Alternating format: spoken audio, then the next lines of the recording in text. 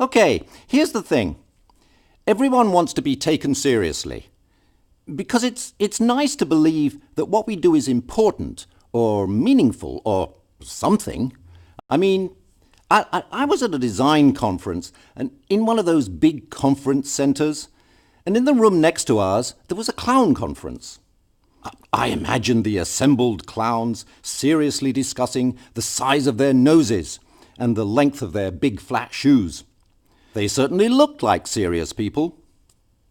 Well, we may all want to be taken seriously, but that doesn't mean that everything we do has to be serious itself. Trouble is, for information designers, if it's not serious, it's not factual. But who said humor cannot be factual?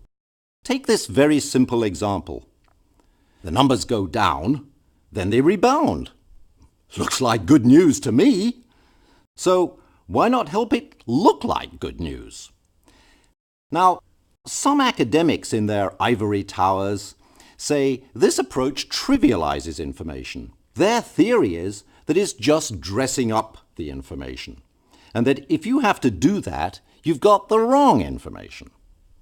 I know that humor is not at all appropriate for some subjects, but other subjects can really benefit from a little fun. Okay, let's think about information graphics for a moment. The purpose is to inform, right? To explain, to help foster understanding. And graphics? That means helping people see the numbers or the process, literally making them graphic. For an information graphics designer, no comment about their work is better than this. Because seeing, in this case, is understanding. You know, one definition of wit is showing the relationship between seemingly incongruous things. In fact, you might say wit is putting things in interesting contexts. For instance, how big is the new Queen Mary ocean liner? In case you want to know, it's 100 feet shorter than the Empire State Building. Oh, that Empire State Building. Here's a clip from a film that Roland and I made about the U.S. federal debt. The amount of money in the stack of $100 bills has increased to $375 million by the time it's reached the top of the Empire State Building. So it takes just over 2.5 Empire State Buildings for the stack to get to $1 billion.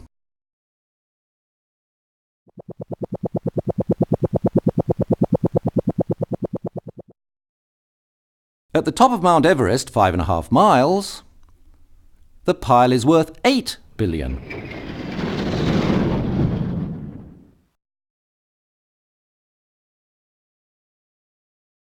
The stack needs to go up to the height of 14 Mount Everests to reach the US surplus. So here's the first of the two numbers that we're comparing. We're representing it by a stack of $100 bills that's 72 miles high. This reaches up to the altitude at which meteors are active, and that seems like a pretty big number. But now, let's look at the stack of bills that represents the national debt. It races past the Empire State Buildings, the Everests and meteors, and before leaving the Earth's atmosphere, it passes the $1 trillion mark. The stack continues up into space.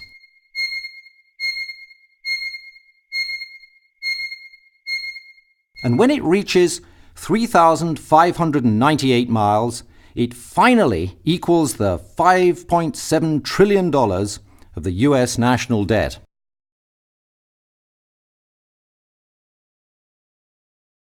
Some of the pieces I did for Time in the 1980s were politically incorrect, and may also have been rightly criticized by the Ivory Tower guys for my overindulgent illustration.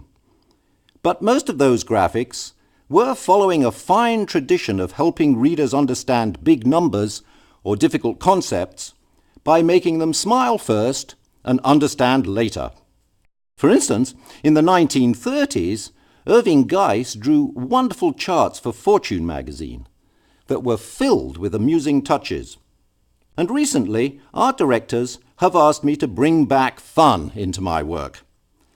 I don't know, perhaps it's the time we live in or something like that. But whatever the reason, I'm not using humor to trivialize information, but as a tool to help readers get into the information. If they're intrigued by what they see, amused even, they'll keep looking. Readers are more likely to understand complex subject matter, such as Einstein's theory of special relativity, if they're relaxed and happy, rather than feeling as though they are plodding through homework. I often add little characters to my explanations. They can comment on the graphics they are in. It adds a different level of explanation, addressing points that readers might question. It's like having a graphic Greek chorus standing at the side of the image. And sometimes the chorus is the whole graphic. As publishing shifts from print to digital, I'd like to give fun its own app on the new media tools palette.